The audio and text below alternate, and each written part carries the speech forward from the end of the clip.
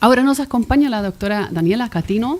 Daniela es profesora titular de Teoría del Derecho y Derecho Probatorio de la Universidad Austral de Chile, en Valdivia, y es decana a su vez de la Facultad de Derecho de la misma casa de estudios. Es doctora en Derecho por la Universidad de Granada, España, y ha sido investigadora visitante en la Universidad de Londres. Sus principales áreas de investigación son el razonamiento jurídico, la teoría de la prueba judicial y la justicia transicional políticas de memoria.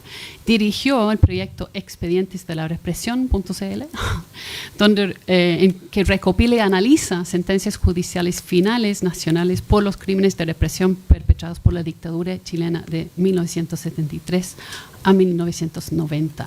Su título para hoy es «Cómo la judicatura chilena se percibe a sí misma frente a los crímenes de la dictadura».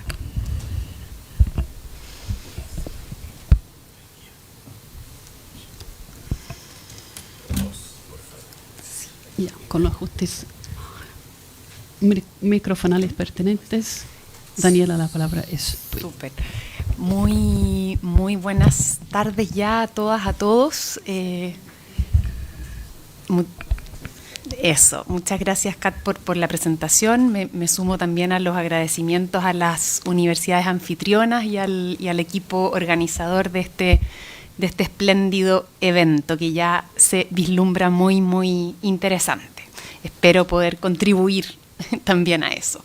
Bueno, como resulta de mi presentación, yo no soy penalista, no soy tampoco experta en derecho penal internacional y por eso a lo que me voy a referir más bien no es a la forma en que la judicatura chilena ha abordado la cuestión de su propia responsabilidad por su actuación durante la dictadura respecto de las violaciones sistemáticas de derechos humanos frente a las cuales era requerida de diversas maneras su intervención. Como ha resultado de la presentación anterior, ¿no?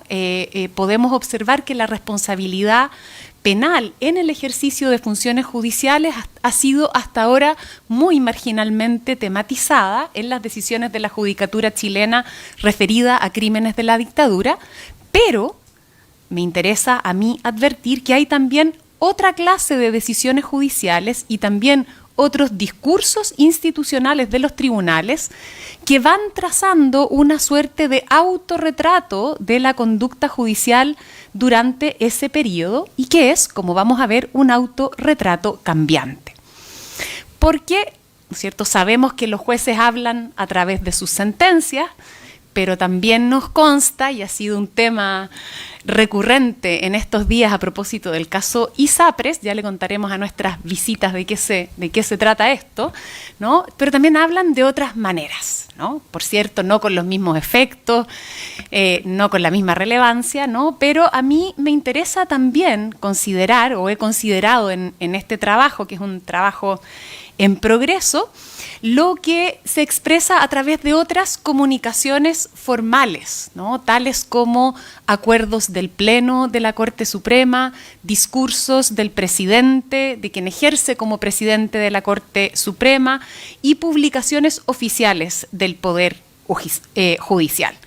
Por cierto que no operan aquí formas que técnicamente de representación y no es muy claro, ¿no?, en estos casos a nombre de quién se habla, ¿no? Pero me parece que aquí en estos discursos podemos encontrar indicios de ciertas tendencias, ¿no?, de formas de autocomprensión de la actuación judicial.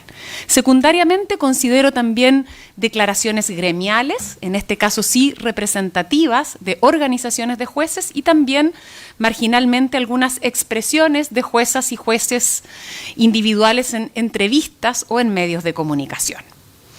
Creo que dar cuenta de esta representación, de esta autopercepción de los jueces respecto de su conducta o de la conducta de la judicatura durante la dictadura puede ser útil en el marco de este seminario para reflexionar por una parte, sobre la interacción entre la eventual imputación penal de jueces individuales y la posible asunción de otras formas colectivas o institucionales de responsabilidad, y también para pensar desde una perspectiva sociolegal en el peculiar desafío que supone esta especie de autopersecución de los jueces, particularmente en el caso chileno, donde para las causas de derechos humanos rige aún un modelo procesal penal inquisitivo sin un ministerio público autónomo, de manera que tanto la investigación como la acusación y la decisión están encomendadas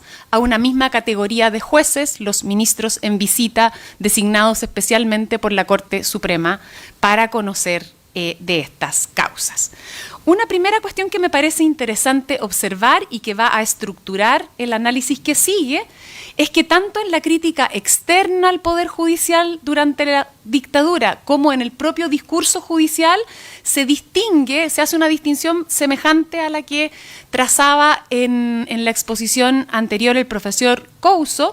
Se distingue entre la omisión del cumplimiento de deberes de protección o de investigación, y por otra parte la responsabilidad por intervención activa, particularmente en consejos de guerra irregulares que terminaron con ejecuciones o desapariciones forzadas.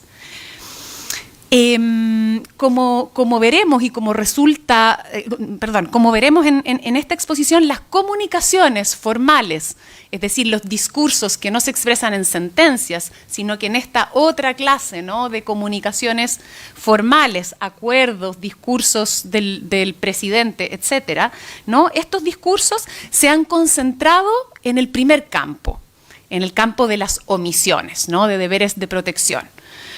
Y no encontramos aquí, salvo con una excepción a la que me voy a referir al final de la exposición, decisiones judiciales que asignen culpas individuales. Mientras respecto del segundo ámbito, el de las intervenciones, ¿no es cierto?, particularmente en consejos de guerra, es predominantemente la voz jurisdiccional la que habla a través de sentencias, tanto de invalidación de consejos de guerra, como algunas, ¿no es cierto?, muy pocas ya referidas en la exposición anterior, resoluciones no finales aún, sino que fundamentalmente acusaciones, aunque hay por ahí alguna sentencia que podría considerarse también, que tratan acerca de la responsabilidad penal de quienes han participado en consejos de guerra. Este segundo ámbito no aparece, en cambio, como un tema significativo en las comunicaciones formales, en las que el Poder Judicial toma posición sobre su conducta pasada. Pareciera que estos actos, posiblemente por la composición predominantemente militar de los consejos de guerra, no formaran parte de lo que la judicatura chilena comprende como su propia actuación pasada. Dado que también este punto ha sido abordado con detalle, ¿no?, en la exposición anterior, voy a concentrar mi intervención en el primer ámbito, en el que se concentran, ¿no es cierto?, los discursos, no a través de sentencias, sino a través de otro tipo de comunicaciones. En cuanto a las omisiones del Poder Judicial frente a las violaciones sistemáticas de derechos humanos durante la dictadura, la autocomprensión de la judicatura ha cambiado significativamente, pasando de una actitud de negación a una actitud de reconocimiento responsivo. La actitud de negación se formuló en respuesta a la crítica pública que fue formulada primero durante la propia dictadura por las organizaciones de la sociedad civil que asumieron la defensa humanitaria y jurídica de las víctimas, especialmente podemos destacar el rol que tuvo la Vicaría de la Solidaridad, dejando un registro extraordinario de los hechos y de su infructuosa denuncia. Y luego también, ¿no?, esta respuesta de negación se articula frente a la oficialización de esa crítica en un capítulo dedicado especialmente al análisis de la actuación de los tribunales de justicia contenido en el informe de la Comisión Nacional de Verdad y Reconciliación, la primera de las comisiones de verdad que emite su informe en 1991 referido a ejecuciones y desapariciones forzadas. Ese capítulo concluye que la judicatura contribuyó al agravamiento de las violaciones de los derechos humanos al no brindar protección a las personas detenidas y al haber otorgado una creciente certeza de impunidad a los agentes represivos. La cuenta de las faltas que hace ese capítulo es larga y amarga. Rechazo prácticamente total de los habeas corpus presentados en favor de personas ilegalmente detenidas, de las que en muchos casos terminó perdiéndose el rastro. Incumplimiento de normas sobre su resolución inmediata y sobre el control de los recintos de detención y también de la existencia de órdenes previas. Prescindente confianza en la información que aportaba el gobierno de la época y falta de atención a otros antecedentes. Falta de celo en la investigación de los delitos denunciados y claudicación en favor de la justicia militar. Asunción luego de que la amnistía dictada en 1978 debía aplicarse sin ninguna investigación ni determinación de los responsables. Todo esto sellado por el ejercicio por parte de la Corte Suprema de facultades disciplinarias y de evaluación en perjuicio de los magistrados que adoptaron una actitud más decidida en la investigación de violaciones a los derechos humanos.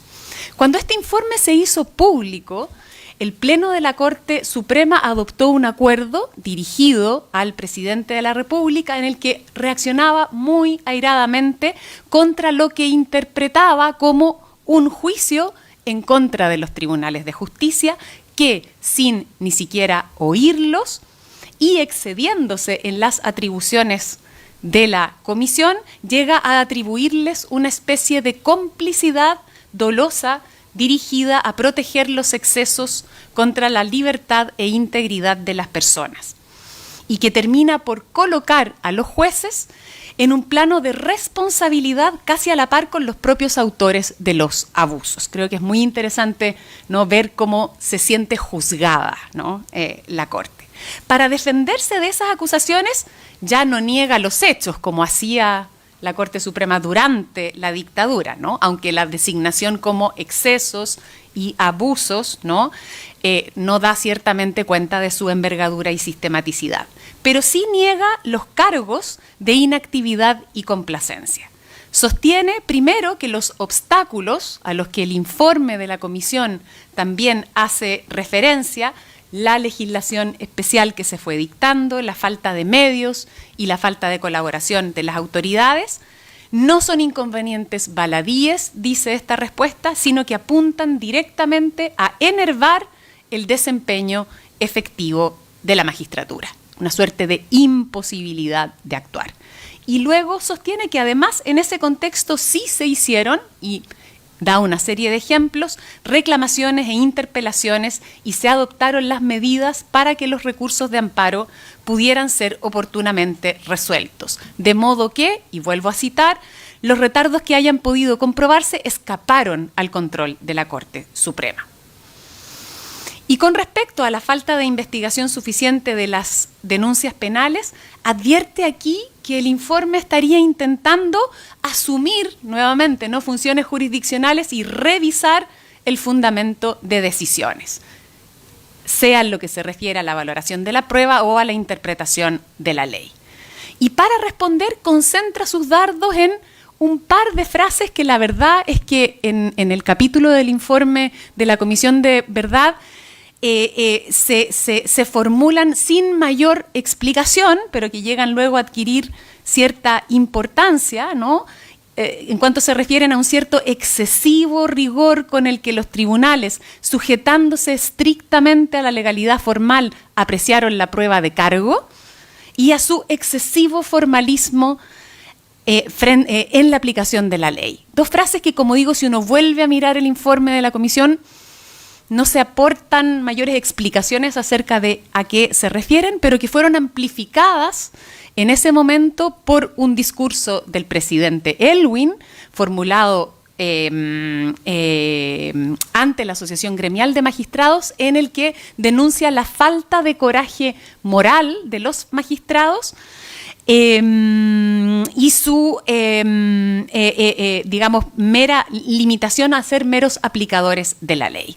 Y la Corte encuentra aquí, ¿no?, la excusa ideal para salir del banquillo de los acusados, concentrarse en estas imputaciones y, ¿no es cierto?, defender su actuación como una actuación conforme a la ley, la que por su ministerio están llamados a aplicar y no a crear. Cuando si uno mira el grueso de las acusaciones sustantivas, ¿no?, de los reproches sustantivos del informe, son más bien reproches de no haber cumplido la ley. Esta actitud defensiva, ¿no?, o de negación en los discursos del Poder Judicial se mantuvo durante los primeros años de la transición, acompañada de una coherente reiteración de las tesis del pasado acerca de la correcta interpretación del decreto Ley de Amnistía, cuya validez fue expresamente defendida por la Corte Suprema en 1990 al resolver un recurso de inaplicabilidad por inconstitucionalidad, y también, ¿no?, manteniendo las mismas interpretaciones del pasado acerca del alcance de la competencia de tribunales militares. A partir de 1977, tras reformas judiciales significativas a las que no me voy a referir, tras la reactivación del impulso procesal de las agrupaciones de familiares de víctimas que actúan como querellantes, comienzan a volverse más frecuentes, incluso a nivel de Corte Suprema, las decisiones que empiezan a innovar respecto de las interpretaciones de la ley de amnistía. Poco a poco empiezan a aumentar los casos en que se entiende que la aplicación de la ley de amnistía requiere determinación previa de los responsables, o que esta ley no se aplica cuando, por no constar la muerte o la liberación de la persona detenida desaparecida, el delito de secuestro se sigue ejecutando, o bien que las convenciones de Ginebra podrían resultar de aplicación preferente.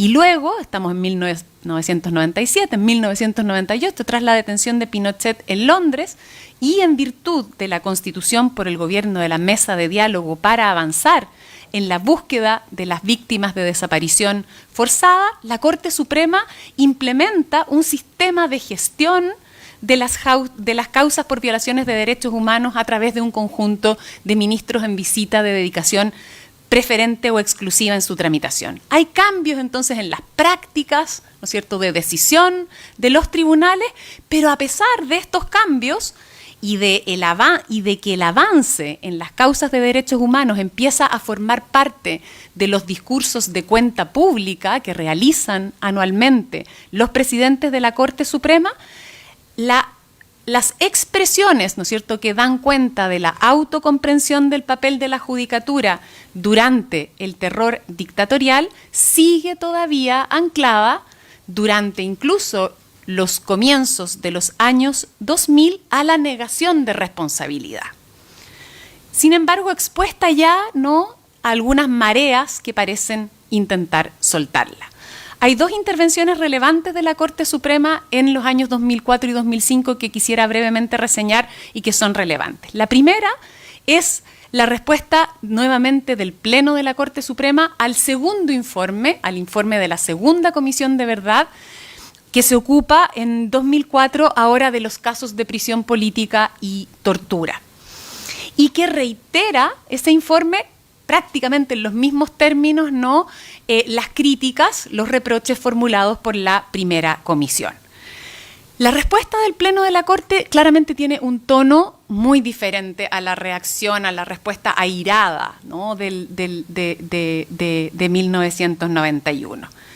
De hecho, comienza expresando consternación y solidaridad hacia las víctimas, algo que no se observa en ninguna parte en la respuesta anterior, y la resistencia a la crítica, que sí está, como decía, es sin embargo menos vociferante.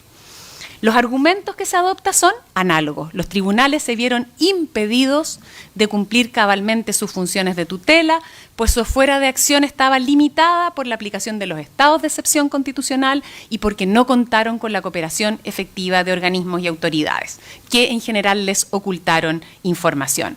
Limitaciones que determinarían que aunque se pueda sostener, y esto es interesante, ¿no? Aunque se pueda sostener que los tribunales hubieran podido hacer mayores esfuerzos por llevar a cabo una conducta más eficaz, esta no hubiera tenido resultados significativos.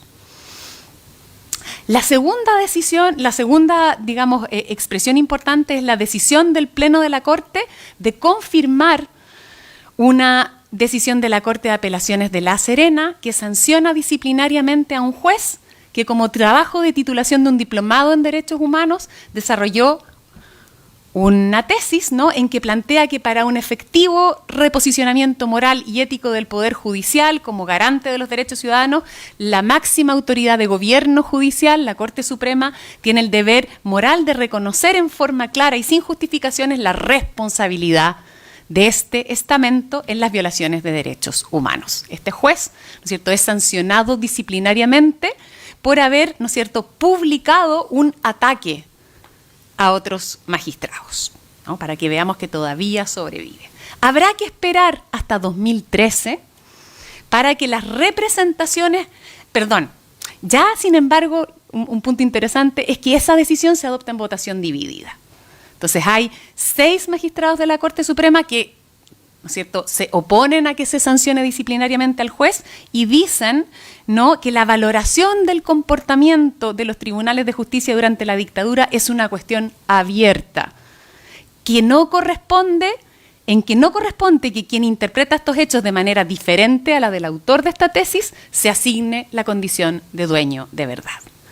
Entonces aquí ya tenemos algunas señales interesantes, pero va a haber que esperar a 2013 para que estas representaciones en conflicto se decanten en favor de una asunción pública de responsabilidad. 2013, 40 años del golpe, es un año, ¿no es cierto?, en el que la memoria y los gestos simbólicos inundaron el espacio público. Y el impulso decisivo provino aquí, originalmente, no de la Corte Suprema, sino de la Asociación Gremial de Magistrados, que realiza, ¿no?, en una fecha cercana a la conmemoración del golpe, una declaración en que dice que no es posible eludir la responsabilidad histórica de nuestra judicatura en relación con la vulneración de derechos básicos de la persona humana. El Poder Judicial y en especial la Corte Suprema de la época claudicaron en su labor esencial de tutelar los derechos fundamentales y proteger, etcétera, ¿no? Y es muy interesante, quisiera destacar lo que dicen enseguida pidiéndole a la Corte Suprema una declaración, ¿no? Le piden que realice la necesaria reflexión crítica, que no desoiga esta sentida solicitud de jueces, y esto es que me interesa destacarlo, que aspiran a distanciarse de un oscuro pasado que involuntariamente han recibido como herencia. La esperada respuesta de la Corte, me quedan 2 minutos, perdón moderadora, la esperada respuesta llega poco después, cuando la Corte Suprema, ¿no es cierto?, reconoce que en parte los crímenes de la dictadura se debieron a la omisión de la actividad de jueces de la época, que no hicieron lo suficiente para determinar su efectividad, y principalmente de la Corte Suprema, que entonces no ejerció ningún liderazgo para representar este tipo de actividades ilícitas que no podía ignorar. Agrega, y esto también me interesa destacarlo para mi conclusión final, que viene, lo prometo, muy pronto, agrega, la declaración de este reconocimiento es necesaria para que este comportamiento no se repita.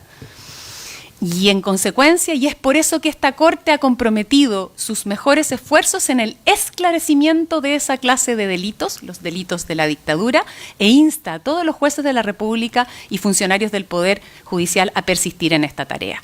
Quisiera cerrar, ¿no?, con un mínimo análisis de este giro, ¿no?, porque me parece que que se acerca o que corresponde muy notablemente, ¿no?, esta nueva representación autocrítica del comportamiento judicial a lo que Hannah Arendt llama responsabilidad colectiva o política, y que propone distinguir de la culpa, de la noción de culpa referida estrictamente a faltas o deudas individuales. Arendt asocia esa responsabilidad a algo que la persona no ha hecho, a un estado de cosas asociado a la pertenencia a un colectivo cuya existencia no depende de nuestra voluntad y, ¿no es cierto?, que opera como una suerte de carga que se hereda. Y por eso me parece muy interesante esta referencia en la declaración de la Asociación Magistral, de la Asociación de Magistrados, precisamente a una herencia. Discutiendo esta noción de Arendt, Iris Marion Young trata de precisar qué significa asumir esa responsabilidad política o colectiva, y sugiere que mientras la culpa individual se proyecta hacia atrás, la responsabilidad colectiva o política en este sentido se proyecta hacia adelante y supone la tarea de implicarse en mejorar las cosas. Y creo que esto también está presente en los dos discursos, ¿no es cierto?, que traje como ejemplificadores de este cambio. Es haciendo justicia en el presente y evitando la indefensión en el futuro que se asume la responsabilidad que se reconoce. Esto, ¿no es cierto?, me lleva a pensar y a abrir la discusión sobre cómo esta autocomprensión orientada a asumir la responsabilidad por omisiones judiciales del pasado no favorece necesariamente una mayor disponibilidad para determinar la culpa penal que le pudo caber a individuos, a jueces individuales en ella, sino más bien, ¿no es cierto?, a cambios prospectivos en el futuro. El mismo año, sin embargo, 2013, se, ¿no es cierto?, da visto bueno a la extradición para juzgar al juez Otilio Romano, pero bueno, se trata de un juez argentino, no de un juez chileno. En fin, disculpen por el alargue y muchas gracias.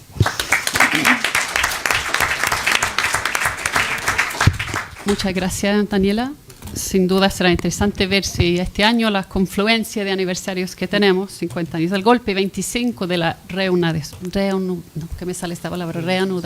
de causas penales desde enero de 98, trae alguna otra cosa, alguna declaración quizás menos eufemística que la del 2014. Me permiten un poco de escepticismo frente al pleno que hoy tenemos, pero bueno, a veces las sorpresas son buenas.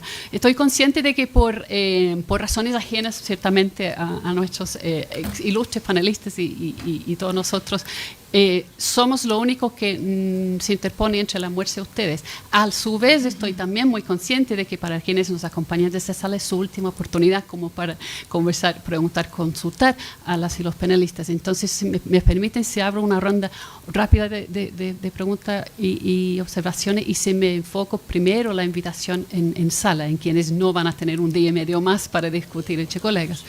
Tenemos consultas, preguntas, aquí, por eso sí, más de casa, ¿alguna del público aquí, chiquillo, la última oportunidad? Manuel, entonces, vamos Manuel, después aquí, puede ser. Entonces, el joven que está con mascarilla ahí, Manuel, ¿tú quieres hacer una pregunta? Después acá y acá. Las juntamos y volvemos a los panelistas. Ay, perdón.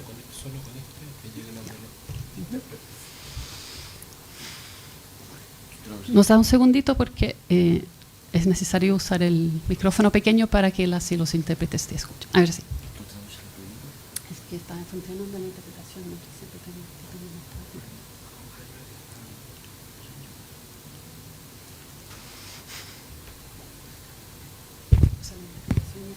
Bueno, muchas gracias a todos los doctores ponentes. Mi pregunta va en particular a la doctora Catino, por si podría profundizar un poco en lo que usted recogió de las menciones de la magistratura a Hannah Arendt en función del criterio de responsabilidad a futuro y a pasado, solamente en cuanto a la posibilidad de diluir en esas referencias a posibles justificaciones de los actos cometidos en el pasado, en el caso chileno por la dictadura, pero en el caso al que ella se refería, el caso del pueblo judío. O sea, lo digo en particular porque hay gente que cree que esa perspectiva se vuelve una justificación de el sufrimiento del colectivo en el pasado, como ella lo decía. Entonces, si podía profundizar un poco cómo hacer la distinción de responsabilidad que usted se refería. Gracias. Gracias. Y hay unas preguntas acá y una acá. Por prolijidad, por supuesto, vamos a tomar las preguntas aquí del colega. Muchas gracias a los tres expositores. Seré muy breve en honor al tiempo. La primera es para la profesora Catino.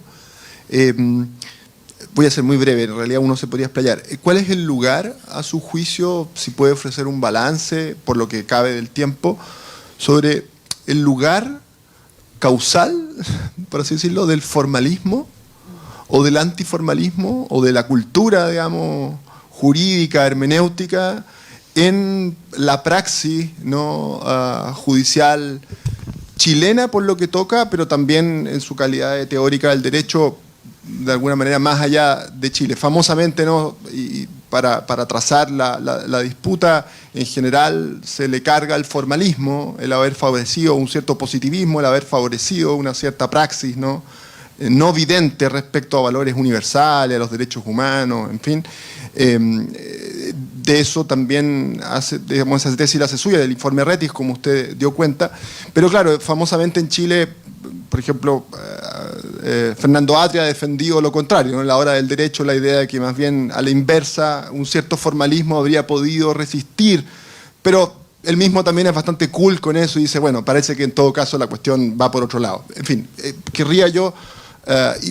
y para Alemania probablemente existe la misma idea, o sea, como digamos, se dieron ciertas praxis precisamente por una cierta, ¿no?, y eso de alguna manera es el balance que nosotros hemos recibido.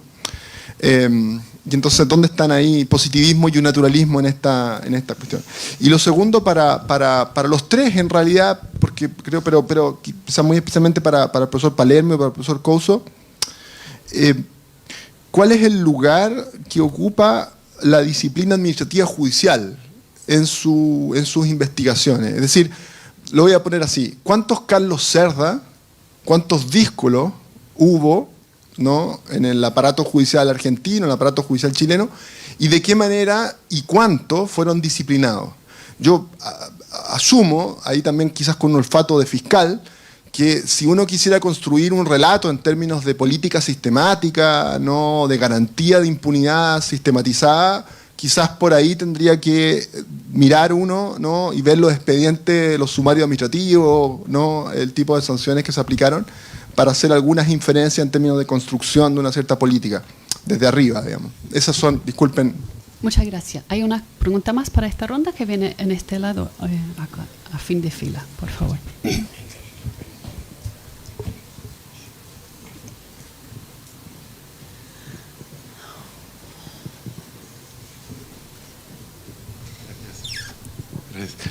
Yeah, thanks to all three of you for the interesting talks. I have two questions. One is to Professor Couso. It's a question of understanding. Es una pregunta para entender del fenómeno que usted dijo de manera muy bien en la represión judicial, y dijo que la conducta es más bien activa. Pero usted podría clasificar la conducta como una omisión, porque usted lo discutió bajo la condición de una omisión al delito. Es una omisión, y dijo que es más plausible en esos casos. ¿Podría explicar un poco a qué se refería? Se estaba aplicando el derecho. Entonces, ¿por qué había la excusa de los tribunales en ese tipo de casos que era más plausible? Esa es mi pregunta para usted y para la profesora Palermo. Usted dijo que para ser cómplice de omisión no hay un acuerdo expresado necesariamente entre las autoridades que cometen esta operación y los jueces. Y lo encontré muy interesante. Y realmente se requiere que los jueces, como dijo, tengan la intención de favorecer un plan sistemático de represión. Eso me recordó el concepto de un tema internacional, que es una idea. Pero mi pregunta entonces, ¿podría hablar un poquito más sobre los requisitos de la labor de los jueces? ¿Piensa usted que es necesario que apoyen este plan sistemático de represión o cree que el conocimiento de este plan sistemático es suficiente? Ya. Esas serían mis preguntas. Muy bien, volvamos a pasar por el panel con estas preguntas. Hagámoslo en el orden inverso de sus exposiciones, así que partimos contigo, Daniela, después con Jaime y con Omar, puede ser.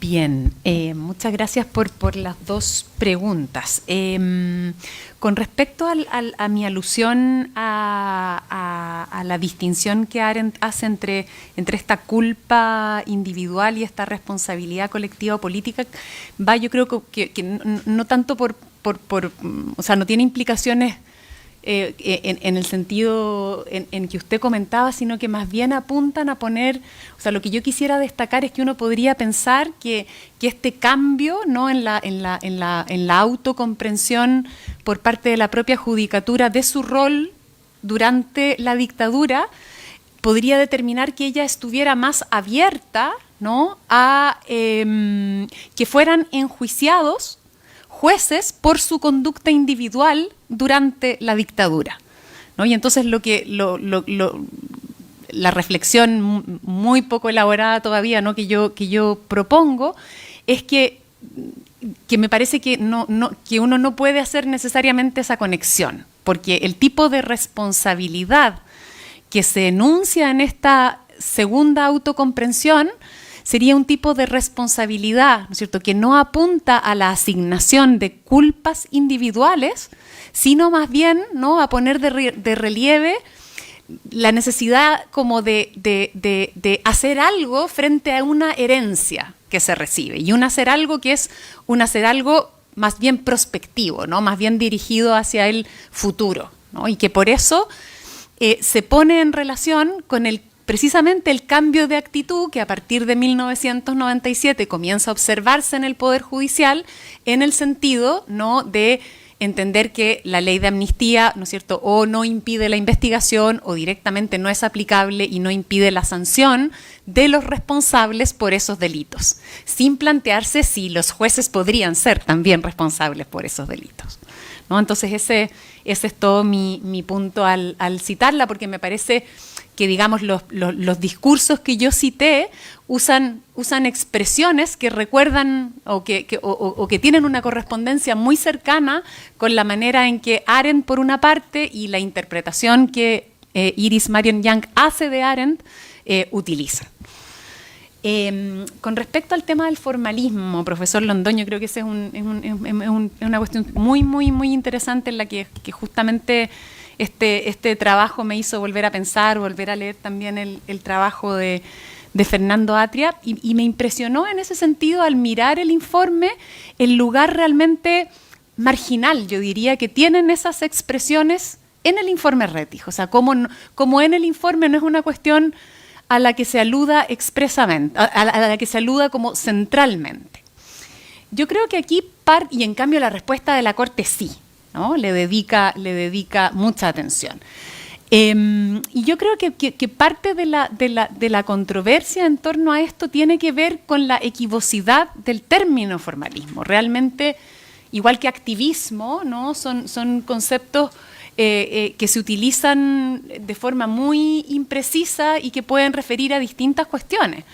Porque digamos, uno podría pensar, o sea, Por ejemplo, o sea, uno podría decir la Corte Suprema durante la Unidad Popular, ¿qué fue? ¿Fue formalista? ¿Fue activista? Uno podría decir, bueno, fue activista defendiendo una cierta interpretación de la legalidad frente, ¿no? Entonces creo que es muy, hay una dificultad asociada a estos términos. Probablemente el sentido en que lo utilizó el informe por otros reproches que se hacen a la judicatura era probablemente a la asunción de una cierta interpretación tal vez literalista, ¿no?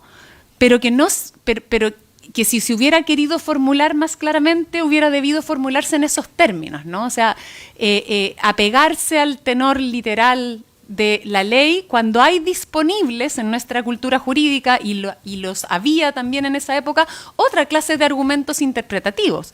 De manera que apegarse al tenor literal es hacer una elección interpretativa igual de activista, ¿no? Que sujetarse a otros criterios de interpretación, ¿no? Entonces yo creo que esa era la cuestión a la que se quería apuntar, porque las críticas tienen que ver con la forma en que se interpretó la ley de amnistía. Yo realmente lo de ponderación de la prueba me sorprendió ahora leerlo y no sé a qué se refiere, porque no sé en qué casos habría llegado realmente la judicatura a ponderar pruebas. O sea, a mí ahora me sorprendió volver a leerlo y no sé a qué se refiere, no lo sé.